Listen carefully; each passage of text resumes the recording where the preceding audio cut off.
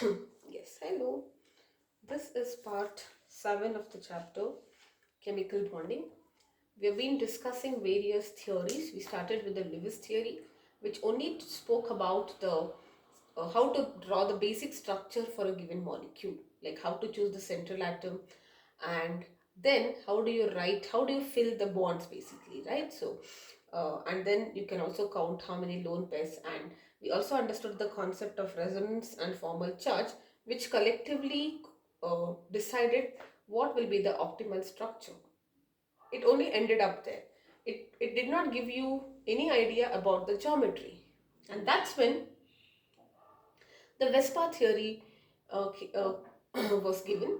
And the Vespa theory, that is valence shell electron pair repulsion theory, it clearly explained the concept of electron pair repulsion uh, in the valence shell, of course, and based on that we could get the geometries of different molecules. So it took the idea of it just extended the idea of Lewis structure. Lewis structure did not spoke about geometry, they spoke about geometry. All right, so it was very good, and whatever the theory gave you, the fact was based on the repulsion between lone pair. Lone pair is greater than lone pair bond pair, which is greater than bond pair bond pair. So if you have molecules where the central atom does not have lone pair of electrons, then they will have a regular geometry. That is, if the central atom is surrounded by two other atom, it will be linear. Central atom with three other will be triangular, because that's the optimal structure wherein they can achieve minimum repulsion and maximum distance, right? So if it has got the central atom is surrounded by four surrounding atoms, it will lead to a tetrahedral geometry. 5, it will be trigonal, bipyramidal, and 6 will be octahedral, right? So that's what octahedral is like, tetragonal, bipyramidal. And if whenever there are lone pair of electrons, how do you understand whether there are lone pairs or there are the central atom does not have lone pair? You have to write the Lewis structure and then come to a conclusion, right? So once you understand the Lewis structure and you write the structure, if the central atom has a lone pair or minimum one lone pair, those lone pair prefer to stay close to the nucleus, and the repulsion from the lone pair and bond pair becomes more. So it will have a distorted geometry. Like if there are we have done a list of it, right? So you will have either bent or seesaw, or what is that? You had a seesaw, you had a T shape, and then you had a square, pyramidal, and then a planar structure, right? So let us now talk about the next theory, which is called as the valence bond theory. Now, Vespa theory did not speak about atomic orbitals. It only said that there is a central atom and there are which is bonded to other atom. It only spoke about the bonds, right? But what are bonds? Bond is the force of attraction between electrons. And what are electrons? Electrons are, where are they present? They are present in the orbitals. So if the electron has to bond, the orbitals has to overlap. So that concept was not captured in the Vesper theory. It only spoke that, like for example, methane is tetrahedral. Why? There is carbon, there is 4 hydrogen, alright? There is carbon and there is 4 hydrogen. This doesn't have a lone pair, all are bonded pair. The best figure is going to be this. But how exactly the orbital of carbon is overlapping with hydrogen? It never captured that. And that is when the VBT theory, or the valence bond theory, clearly explains about the atomic orbital. So there are so many things it captures. It captures the atomic orbital concept. It talks about electronic configuration. So you'll have to draw the configuration, draw the orbital diagram. It also speaks about overlapping. When a bond is formed, how the overlapping results in the formation of bonds. And it also talks about hybridization. Okay, so all this four it covers. So in fact, this was the first theory which is even talking about atomic orbital, and it was introduced by Hitler and London. Okay, Hitler and London, they introduced the VBT. Now, of course, it was later developed by other scientists. Now, according to this, so before we understand, there are so many things, all right? This is a very vast theory. It talks about these four things. Now, if you have to understand overlapping, there are so many things which we should know before, in order to understand what exactly is overlapping, right? So we will, whatever we are going to study, I cannot write this theory in points. So let us first try to understand, in order to understand the uh, VBT better, let us consider two hydrogen atoms approaching each other. Let us say what exactly happens when two atoms approach each other and there is a bond formation. Any molecule, but to make it simpler, we are talking about hydrogen. Alright, now these two hydrogen molecules are at a distance, correct? So initially, before they form a bond, they are at a distance. When they are at a distance, this is the initial state, they are at a distance, and when there is distance, there is no force of attraction or force of repulsion. Alright, now in the second case, these two slowly approach each other, right? So they slowly try to come closer towards each other because they have to form a bond. Now, before we even understand it, let us say that they are coming closer. Okay. Now, what happens when they come closer? Okay. So, there is force of attraction which is developing, slowly increasing. At the same time, force of repulsion is also increasing. Why? Force of attraction is between the nucleus and the electron, right? Hydrogen has uh, uh, one electron, one in the s orbital, one is one. So the attractive force is between nucleus of the first hydrogen atom and electron of the second, and because also of the electron of the first and nucleus of the second, that is attractive. And repulsive force is between nucleus and nucleus, electron and electron. So this is the attractive force, this is the repulsive force. Okay, I just write it this way. So these two, this is repulsive, these two are attractive forces. Alright, now what will happen? Attractive forces will try to bring the two atoms closer and closer, correct? So the force of attraction will try to bring the atoms closer, whereas the force of repulsion will try to bring the atom or make the atoms further far away, right? They try to create a distance, push them apart. Now, what happens? Let us say at one stage, let us say hydrogen, it is still closer and this is still coming closer. Okay, there is a stage when, now generally the force of attraction will be greater than the force of repulsion. Alright, so because of which it will continue to come closer and closer. And there arises, so in this case what is happening, net force of attraction is greater than the force of repulsion. That's the reason it continues to move, correct? So attractive forces will try to um, bring the atoms closer, and because attractive forces are more, because the distance is reducing, right? So you have, in physics you have studied, next year you'll be studying about electrostatics, where you will understand that if the distance is lesser, the force is going to be greater. It is something like your gravitational force, inversely proportional, right? So gradually force of attraction is becoming greater. There was no force, there is a force of attraction which is greater than the force of repulsion, and as the hydrogen atoms comes further closer, this force of attraction will be equal to the force of repulsion. Okay, and that is when you say there is bond formation. And whenever, what is this bond formation? That means they kind of overlap. The atoms, the orbitals of the atoms actually overlap, or the atoms overlap. At this stage you can understand like this.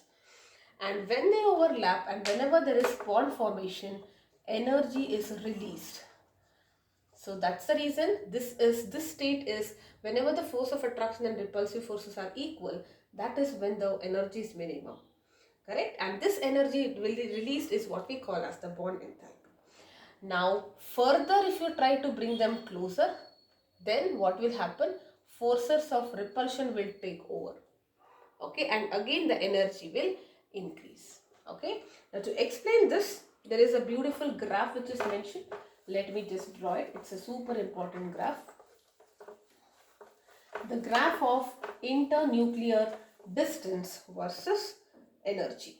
Okay, so this is your internuclear distance and this is your energy. Okay, now let us see, this is the energy is 0, let me just say. Now initially what was happening when the distance is infinite, right? So basically energy is 0, neither no change basically, right? And then at one point when they are slowly coming, there is at this part the I'll maybe first draw the curve. So this is when they are very far, no forces are playing here, correct? So this is the time when they are slowly coming, attraction is greater than repulsion. This is the point when attraction is equal to repulsion, and this is the time when bond is formed. So energy is minimum. You see the dip here? Now if you further bring it closer, repulsive forces will overtake, and that's the reason energy will increase. Okay, it requires energy to actually be together because naturally it want to go away. So this above energy represents the potential energy curve for the formation of hydrogen molecule as a function of its internuclear distance. And the minimum in the curve represents the most stable state, that is H2.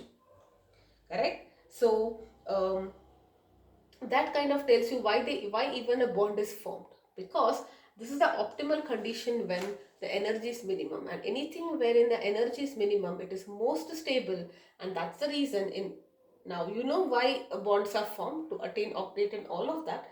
That's fine, but why does attaining octet becomes more stable? That is explained here, right? So there comes a stage when at one particular distance there is neither force of attraction nor repulsion, most stable, nobody is pulling, nobody is pushing. Okay, it's very happy being itself, minimum energy state, most stable state. Okay, so this is the graph. Now this is the first part of your VBT. What it tells you, that when you have two atoms coming closer to form a bond, initially they will have no forces, slowly forces start developing. In general, attractive forces will be greater. As the distance increases, distance decreases, distance between the atoms decreases, the force of attraction becomes greater. At one stage they become equal to the repulsion. Optimal state, when the bond is formed, energy is released, minimum energy. Beyond that, if you further reduce the distance between the atoms, forces of repulsion will continue and energy shoots up. Okay, now having understood that, we will also try to understand the concept of orbital overlap. Alright, now we have already discussed most of them. A covalent bond is formed because of overlapping of orbitals. Okay, of the two combining atoms, right? So overlapping of orbitals of two combining atoms, each which should have unpaired electron. What is the meaning of this? Let me talk about HCl for that matter, or H hydrogen, whatever. Okay, so HCl is 1s1. You have only one electron in the S. Chlorine is, if you are just talking, let me write it. 1s2, 2s2, let me write it. This is 2p6, 3s2 and 3p5. Okay, so that's not clear. Let me just write it again. 1, 2, 3, 4, 5. 17 electrons, 6, 4, 10 and 17. Okay. Now the unpaired electrons, look at that. These are all paired electrons, right? So these are the ones which kind of overlap. So the s orbital of hydrogen, it overlaps with the p orbital of chlorine. Alright, and these orbitals will not overlap because they are already having, what is the capacity per orbital? It is 2. If they are already filled, why will they combine, right? They will not combine. So this is the meaning. Okay, so whenever you have covalent bond, there is overlapping of orbitals. Now different types of overlapping, all that we'll be studying. All right, so there is overlapping of the orbitals of the two combining atoms which contain an unpaired electron each. All right, the new orbital which is formed, this is what we call as the bond orbital now. The new orbital formed is called as the bond orbital, and this is common to both the atoms, right? Now, the strength of the bond, how stronger the bond is, this is most important. The strength of the bond which is formed depends on the extent of overlapping. Okay, and generally, if you have P and P overlapping, all right, this bond is stronger than S and P overlapping than S and S overlapping. Here, the bonding is going to be stronger. Okay, now imagine they should be of the same, whichever is along the this part maybe I'll take it a little later when we actually draw the structures, but for now understand it is PZ only. What if it is PX PY? I will come to that a little later. Okay, um, this is going to be SP and this is going to be SS. Okay, now just to make it simpler for you, okay, so what will happen, see, this is how you have it in 3D, correct? So we generally consider the Z axis to be the internuclear axis. This is by convention, okay, so you don't have to always choose this itself.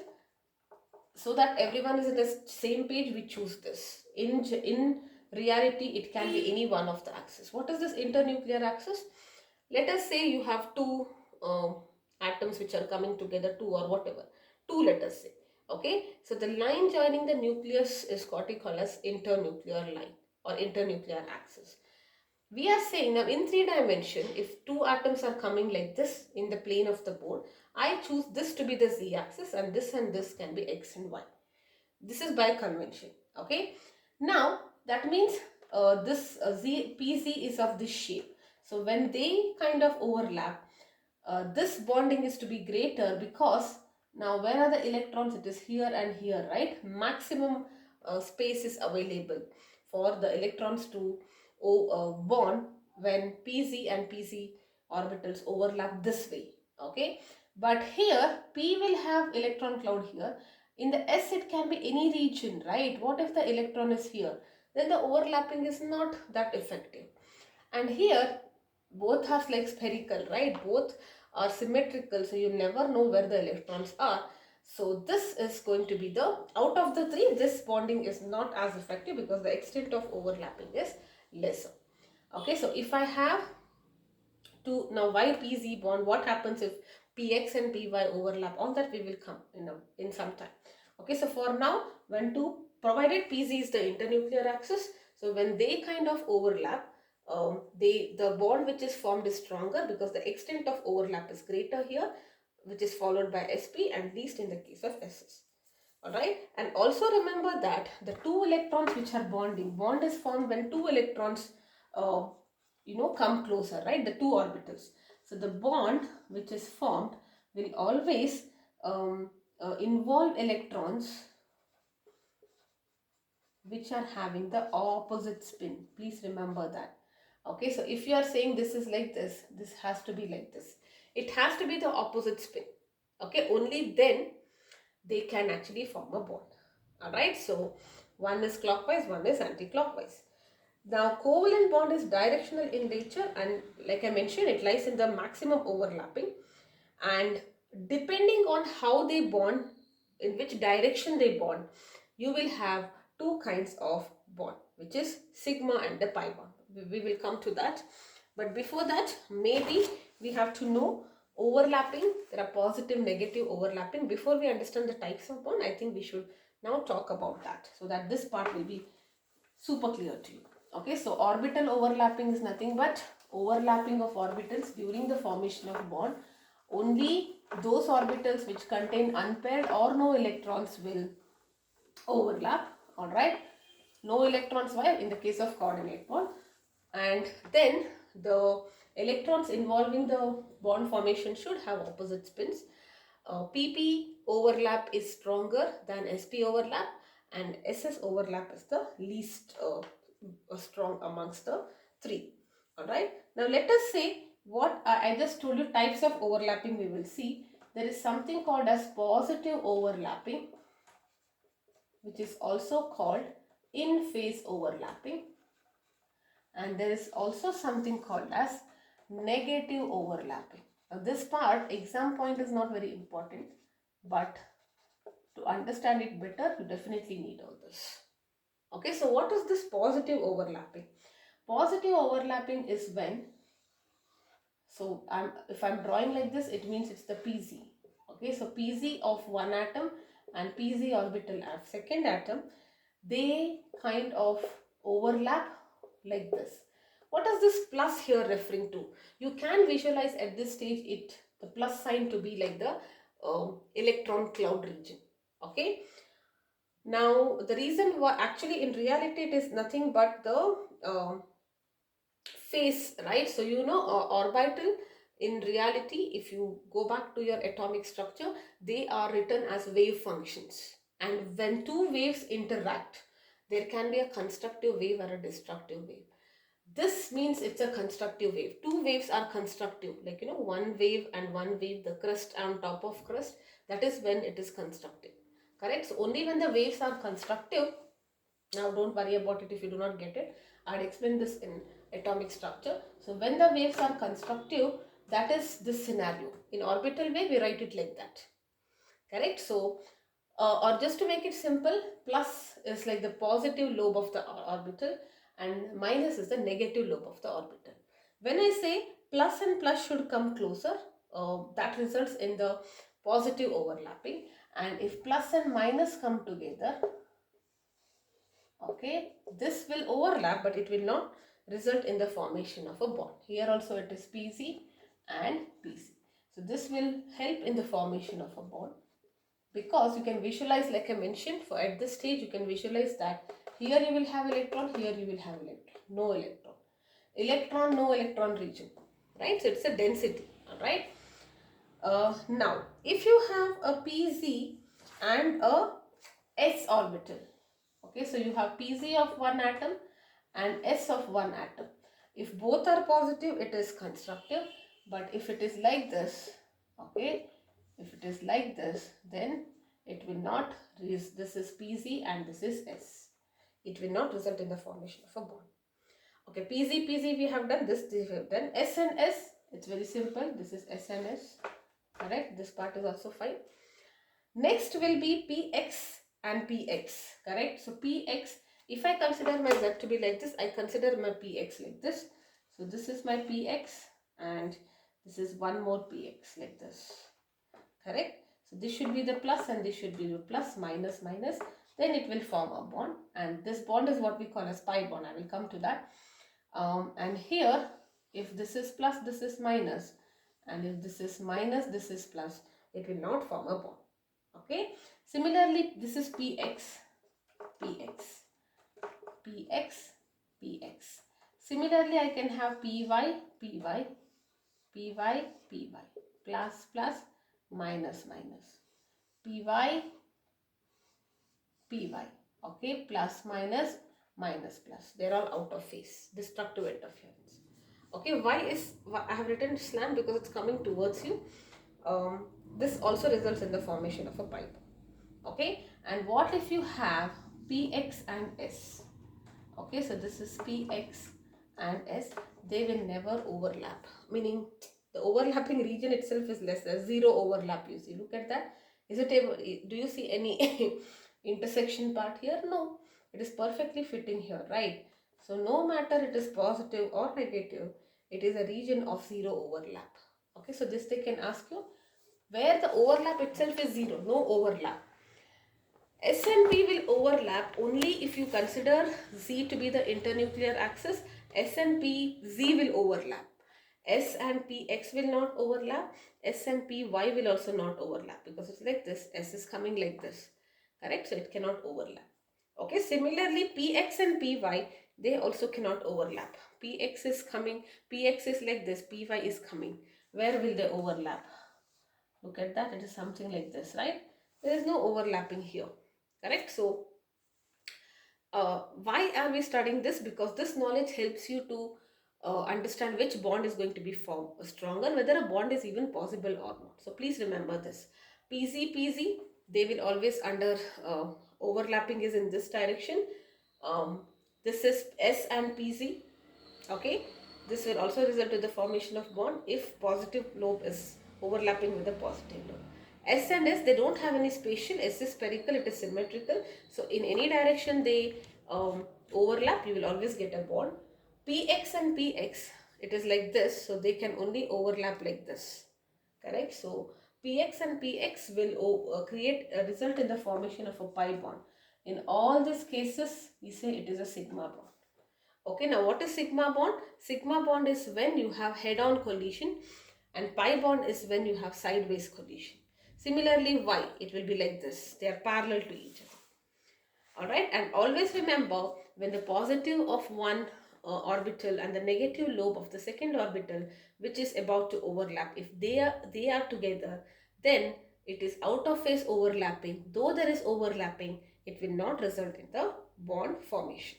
Okay, so let us now understand the different types of bonds before we talk about hybridization. Okay, so I have already mentioned here, but maybe let us write it a little neatly with the help of all the examples and the orbital diagram. Okay, so first point in this case is it should be a positive overlapping, and then there are chances that there is a bond which can be formed. Okay, so first there are two kinds of bond. Sigma bond. Sigma bond is formed when there is head-on collision, head-on overlapping. Okay, between two orbitals. Right? And this is going to be a stronger bond. Okay, for example, now here it depends on three categories. So let us talk about PP overlap. And usually it is the PZ overlap if you consider Z to be the internuclear axis. Correct? This is comparatively more amongst the sigma bond. This is going to be the strongest bond. Okay, so example is going to be your fluorine molecule, right? So fluorine, let us try to write the orbital diagram. Fluorine atomic number is 9. So you will write 1s2, 2s2, 2p5. Okay, only the valence electrons will participate. So let us write the orbital diagram. 2s2 and 2p5. 1, 2, 3, 4 and 5. Right? So this is for one fluorine. So similarly for another fluorine, you will have something like this. This is your one fluorine molecule, one fluorine atom, and this is the second fluorine atom. Right? So these both kind of overlap now. PZ. Correct? So how does it look like in the with the actual thing? There is an electron here. This is your one fluorine, and this is a second fluorine like this, and they overlap like this. Okay, to form a sigma bond. Okay, so this is PZ overlapping to form a fluorine molecule.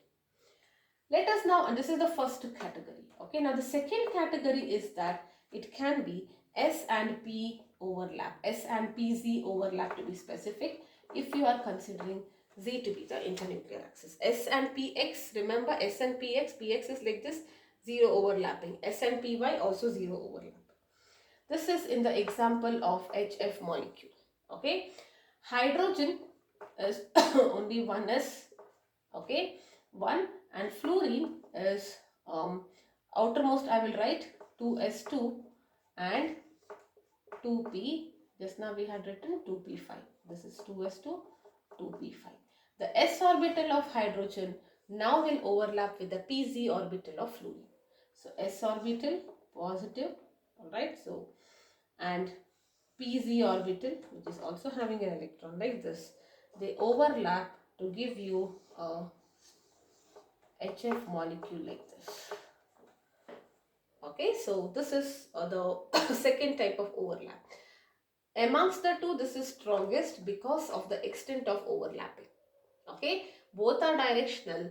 The chances of having an electron here is more, and when they overlap, the chances of you getting electron is also more. But here, S is more, S is symmetrical, so I cannot guarantee where the electron cloud will be. Even if it is overlapping, I cannot predict the location of the electrons, right? So this is the second.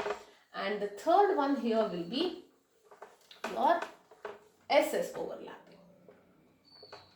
Okay, SS overlapping, for example, in the formation of hydrogen.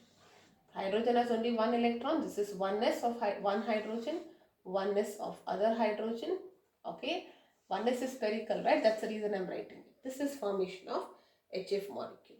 Okay, this is H2 molecule, which is SS overlap. S orbital of one atom overlaps with the S orbital of another atom to form a covalent bond. Alright. Now there is one more type of bond. Okay, all whatever we spoke is sigma bond because there is overlapping along the axis, or it is what we call as head-on overlapping. Now there is something called as pi bond. Okay, now remember, pi bonds are now we did not talk about hybridization, so maybe it's fine. So this is only when there is sideways overlapping. Okay, so this is when there is sideways overlapping. Okay, and this is comparatively a weaker bond. Okay, so which will form pi? What is the condition? If there is px of one molecule which can combine with px of another, okay, then you will be getting like this. They will overlap like this, correct? So this is what we call as pi bond. It is like they are parallel to each other. Similarly, it can be for py also. Okay, py will overlap like this. Correct? So that results in the formation of pi bond. Where do you see pi bond? As a simple fluke, whenever you have a single bond, it is always going to be the sigma bond. Or we can also see that the first bond has to be a sigma bond. In molecules, we are having double and triple bond. This will be your sigma bond. These two will be your pi bond. Okay, if you have a double bonded structure, one is sigma and the second is pi. So let us talk about oxygen molecule, right? Oxygen is 8, so 2s2, 2p6 it will be, correct? So it will be 1 2 1 2 3 4, correct? 6. Now these two are unpaired, right? So they kind of overlap. So here it is px and py. Let me write it like this, correct? So the px and py will overlap, right? So because actually these are already filled, right? They're already paired, so they will not overlap at all. Only the px and py will overlap. All right, so it will be something like this.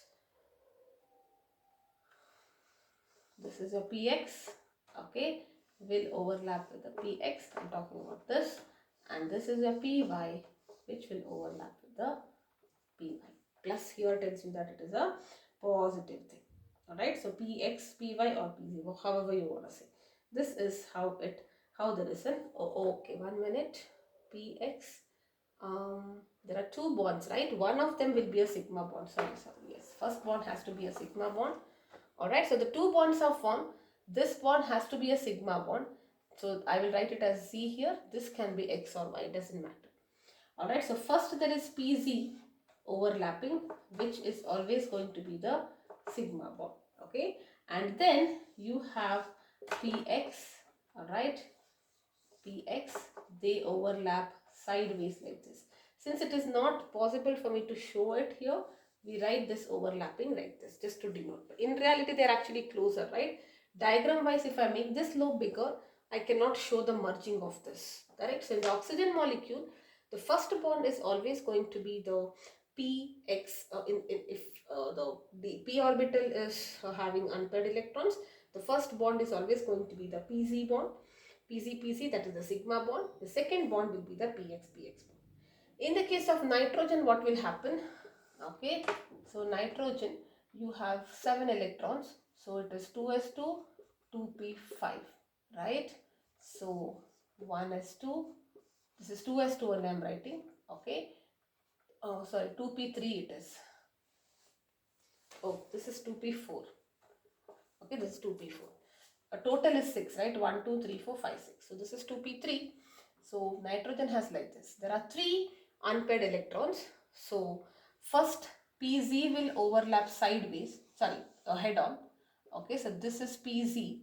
It will result in the formation of a sigma bond, and then px and px of 2 nitrogen. So this is px and px. They will overlap sideways, and that results, how do you write nitrogen? You write it like this, right? So this is a sigma bond. This one of the other two will be the pi bond. Okay, and then you have py and py like this. Alright, so that is telling you about the bond formation. Okay, types of bonds. Just to summarize, let us take up the differences. A sigma bond is formed by the axial overlap along the axis, or we also say it as head-on overlapping. What are the possibilities here? It can be SS, it can be SP, SPZ to be specific, and PZ, that is PP overlapping. PP overlapping is strongest amongst the three, followed by SP and followed by SS, because SS is having a symmetrical geometry. You cannot predict the location of the electron cloud, position of the electron cloud.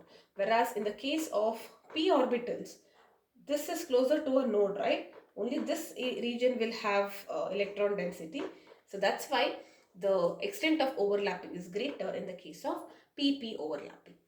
Whereas pi bond is formed by the lateral overlapping sideways. Okay, lateral overlapping of px and px, if you consider pz to be the internuclear axis, or py and py. That means both are parallel.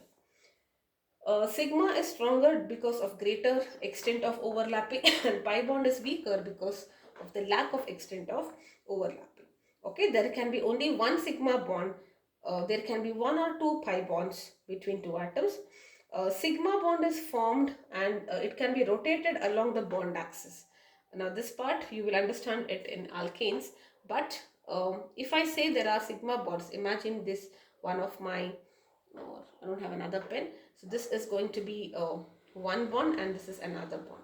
So you can rotate it along the axis like this, right? But if you have a pi bond which is formed perpendicular to the axis, it is difficult to rotate because it's forming a bond. It is tight. You cannot rotate it. Alright, so sigma bond can be rotated along the bond axis, whereas a pi bond cannot be rotated along the bond axis. So very, very important.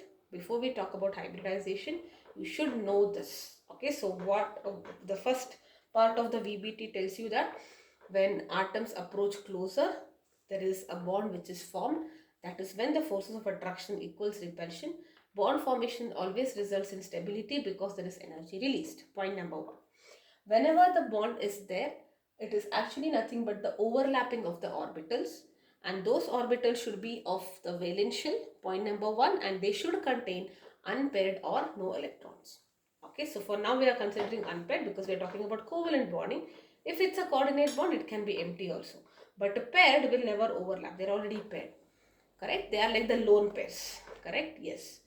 Okay, so that's the concept of orbital overlap. The strength depends on the extent of overlapping, and depending on the way how they overlap, you have two kinds, sigma and pi. Sigma is when the overlapping is happening along the axis or head on. Pi is when it is sideways. Okay, so different types of sigma bond overlapping will be due to PZ or S and PZ or S and S. PZ is stronger because of the greater extent of overlapping. It is nothing to do other than its shape. It is directional in nature. Pi bond is formed because of the sideways overlapping. The extent of overlapping is lesser because it's difficult. There is already a bond formed, and it is difficult for the sideways overlap to happen. Extent of overlapping is less, comparatively a weaker bond. Okay, so PZZ will always have a sigma bond. PX will form a pi bond. PY will also form a pi bond. Alright. Now that we have understood this, I'll just take the intro of hybridization and conditions. I'll just give you the list of hybridizations. In the next video, I'll be covering up specific hybridizations. Okay, so so far everything is looking good. Okay, we understood that bond is there, there is overlapping. Now there are a couple of studies which showed that whatever it looked to us at this stage isn't actually the case when molecules, atoms react to form molecules. What is the meaning of this? Okay, let me take the example of methane. Methane is CH4. Now you might say that, let us write the orbital diagram, it becomes clearer. So for carbon, atomic number is 6. So 1s2, this is 2s2, and uh, how many? 4 electrons. So it will be like this. Okay. Now see, there are 4 hydrogens coming to form a bond, and carbon only has 2 unpaired electrons, correct? So if you have to bond with 4 hydrogens, what will happen? One of this electron will jump here. This is what we call as excited state. We write it as C star. This happens only when the hydrogen is approaching. Alright, so just to form a bond and accommodate, it is like, in general, let us say there are 2 people in a room, right? But if there is a guest coming, maybe they want to shift somewhere else in order to accommodate that new person, right? So there is some rearrangement which is happening. So this is exactly what is happening. All right. So just before the hydrogen bond, the carbon will get into the excited state. And where will it get energy from? As and when it comes closer, you remember there is for the energy slowly starts decreasing. Correct? It starts releasing, and that energy which is released is enough to make the carbon go in the excited state. That means it will just jump from 2s to 2p. All right. Okay. Now let us talk about hydrogen. Hydrogen is only one, so this is the 2s and the 2p. Okay, this is 1s. Hydrogen is only one, so it has to be one opposite spin. So I'm just writing it spin. And there are 4 such hydrogens, right? So okay, there are 4 hydrogens. Hydrogen, hydrogen, hydrogen, hydrogen. Now they have to overlap, right? This will overlap, this will, this will, this will. So what are the different kinds of overlap? You have one SS overlap, and then S and PZ, S and PX, S and PY. Right? So all of them, will result in the sigma bond. But how about the strength? Okay, look at that. This has to be all of this will be the stronger. All right, these S and P, this all the 3 are strong here. Okay, this is going to be weaker because I told you the reason. S and S is like 2 spheres.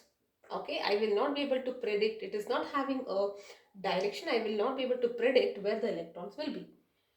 Okay, now technically the length of the bond should be different because the extent of overlapping is different.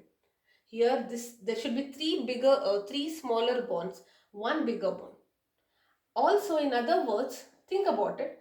See, if I consider Z to be this to be the internuclear axis, right? So S and S are overlapping like this. S and PZ are also overlapping. S and PY and S and PX, S and PY. So you should have 3. Now there are one hydrogen, one hydrogen, one hydrogen. Forget about SS for now. Okay, so there are 3 bonds. They should have a bond angle of 90 degree. Surprisingly, in methane, the angle is 109 degree. So if the overlapping is happening between SPC, SPY, SPC, they should have an angle of 90 degree. But the bond angle is different. So that means if there is symmetry, then there is something which is happening inside the molecule.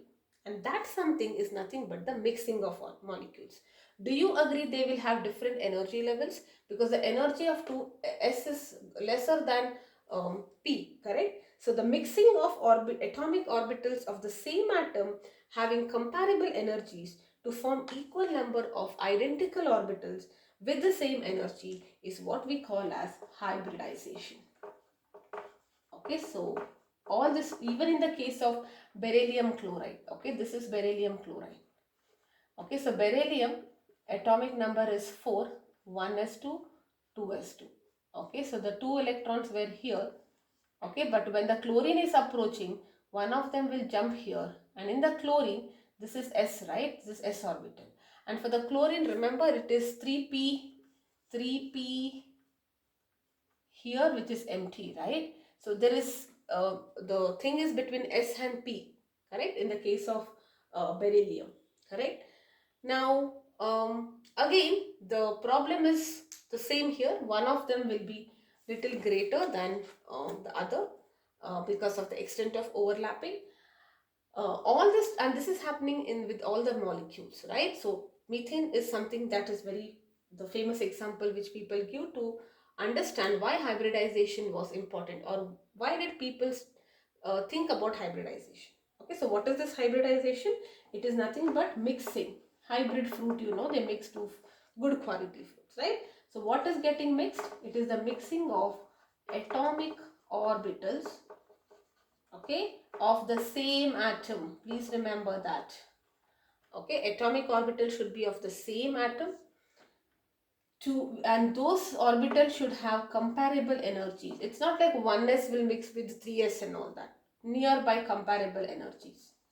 Okay, and it will give rise to identical equal energy hybrid orbitals. Okay, so let us say you have an apple juice which is like more tastier, and then there is orange juice. You mix the two, so the hybrid juice will have some characteristics of apple, some characteristics of orange, right? Something like that it is. So it's a mixing of atomic orbitals of the same atom. Those atomic orbitals must have comparable energies. It will result in the formation of identical equal energy. Look at that here, the energies are different, right? So the greater, the stronger the bond, we can also say that energies are also different because the bond is stronger, correct? So stronger the bond means it's more stable, lesser is the energy, right? But when I mix everything, you will have identical orbitals and also which are having equal energy. The new orbitals which are so formed are called as hybrid orbitals, and hybrid orbitals are distributed in the space around the nucleus as far as possible to actually minimize the repulsion of the electrons between them. Correct? So once these hybrid orbitals are formed, I will tell you what it is. Once the concept of hybrid orbitals is there, they will try to go around the nucleus in such a position to get minimum repulsion. Alright? It also talks about the shape. Okay, so that's the intro to hybridization. Hybridization only talks about that. And why is it important? Because in most of the case you see there are different types of overlapping, but surprisingly the geometry is symmetrical, the bond angles are all the same, the all the angles they make with respect to each other are also same, correct? So that's the reason why hybridization, people thought about hybridization, that it is not just that the S and S overlap or S and PZ overlap. Before they even bond, these hybridals will undergo something called as hybridization. They mix together, they be ready, and when the hydrogen comes, they will bond. The hybrid orbitals will now bond with the s orbital of hydrogen. Okay, now there are some salient features of hybridization which you should know.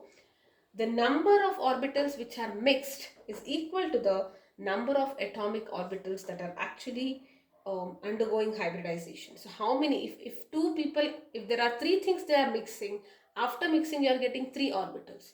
If there are four orbitals which are mixing, after mixing you'll be getting four orbitals. Okay, and they are always equivalent in energy, right? And they are more stable. The bonds which are formed because of hybridization is more stable than the pure atomic orbitals, and these orbitals are directed towards a specific direction in space so that the energy is minimum, or the repulsion is minimum, right? So remember, how many orbitals you want, that many number of orbitals will be mixed. If two are mixed, you will get two mixed orbitals. 10 orbitals are mixed, you will get 10 orbitals. All of them are identical and having the equal energy. Okay, and which orbitals can be are hybridized? Only the valence orbitals. Okay, only they are hybridized, and they it is not like I mentioned, it is not like 1s and 3s. The orbitals which are getting mixed should have comparable energy. Promotion of electron is not required. I mean, I don't have to always get into the excited state. It depends on who is approaching, correct? So promotion of electron is not necessary for hybridization to happen, and it is not necessary that half-filled orbitals only participate in hybridization. Even the filled electrons, the filled orbitals, can also participate in hybridization. Like, for example, if this was filled, this can also mix together, this can also mix. Okay, so empty orbitals will not um, hybridize, right? Because why should they hybridize, right? So it's generally the filled orbitals, which empty orbitals also, when we talk about d and d d kind of hybridization. But if you're talking about s and p, empty will not hybridize. That results in the unhybridized, and that's why you are getting that p bond. Remember when we spoke about pi bond and sigma bond? Pi bond is sideways overlapping, and whenever sideways overlapping happens, that is a orbital which is not actually hybridized. All right, so the different types of hybridization, you have sp3, sp2, or sp2, sp3, and then you have d types, that is sp3d, and then you have sp3d2. Okay, so 5 you have, which you need to study this year. We will try to, once we understand this, just by looking at the name, how do you get the geometry? Each type of hybridization has a definite geometry. We will understand all of that. Okay, so to summarize, hybridization is important because we are getting a symmetrical structure, which otherwise wouldn't be possible. Point number one. Second, hybridization is the mixing of orbitals for the same atom. Orbital should have comparable energy. It results in identical equal energy orbitals. Okay, promotion of electrons is not necessary. Even if there were two electrons, uh, in the case of sp, the the paired electrons and the unpaired electrons, they can hybridize, okay, to form a hybrid orbital. And in the case of d, even empty orbitals can hybridize, provided the uh, person, whoever is coming to form a bond, has two electrons. Okay, so in the next we will be talking about 5 different types of hybridization which you have to study in detail, and there are 2 more which is not really that detailed. Okay, so which you will study next year. So for now, only 5 things is what you need to study, and that completes the VBT. After which we will start the MOT, and that is the last topic in this chapter. Alright, so yes, bye for now.